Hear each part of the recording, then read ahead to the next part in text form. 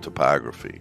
I want to talk a little bit about this idea of redistributing space and how it affects the homes themselves. When you think about new urbanism and then you look at how efficient or inefficient the street is, these are streets with no frontage whatsoever, the yellow. It's 100% waste. So you're also building a street in the front of the homes that are pretty much 100% utilized, but then you also have to build an alley in the back. What you've got is a site you've consumed with right-of-way and pavement, leaving little space for the homes. So you have very little front yard, you have almost no rear yard space. When you take a look at the home itself, it's fairly attractive. It's a front porch living, rear garage. They are narrow and they are generally deep.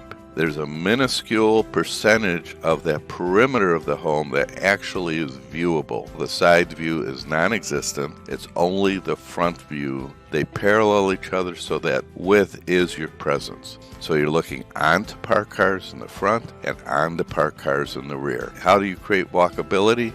You have to build more street. But we're going to take a look at that home and we're going to rethink that home into what we call a bay home environment. And we can achieve more valuable, better livability, far more space, and better function with far less pavement. This is a bay home neighborhood that is in Rochester, Minnesota. You'll notice a few differences.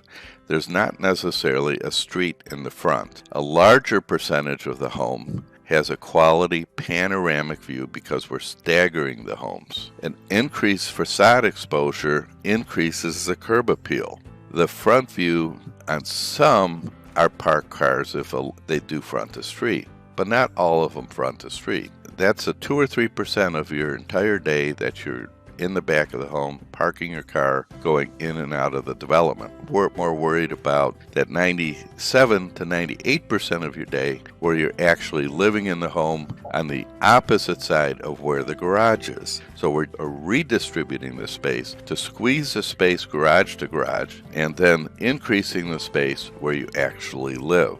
So for walkability, we build walks, not streets. With a zero lot line style, we have private space to put a patio along the side of the home that can be screened, but we're also using it to park along the side. We're not parking in back of the garage, we're parking along the side, and that way we could squeeze that distance garage to garage and open up the distance where people live and not where cars are parked. So this is a bay home in that same neighborhood. We're looking at a full front porch, at balconies. This one's a walkout, and in this case it overlooks the ponds and not parked cars along the street, not directly into another home directly across the street. The feeling of openness is incredible, and yet the densities that we can achieve are very surprising. This is another example of a bay home. This is Water Lily in Edinburgh, Texas, soon to be under construction. Tremendous amount of parking, convenient guest parking that leads to the front porches and waterways. Pretty much ditto everything I just showed you. And this is a rendering of how Water Lily will look when built. Again, we're redistributing space so we could reduce the space that we're dedicated to park our car and increase the space dedicated to park our people. And that allows us to have a tremendous amount of space, fairly large homes, and still achieve over 6 units per acre. This is a neighborhood we're proposing, again, in our development in Rochester. We have staggered the homes, but this is now lower income housing. These homes are anywhere from 1,000 to 1,200 square foot. They're an alternate to renting an apartment. And this is what it will look like when it's built. You're looking at almost 12 units per acre, single family detached. Again, panoramic views, full front porches, generous setbacks, generous open space. Every front porch is connected with a walk or a trail.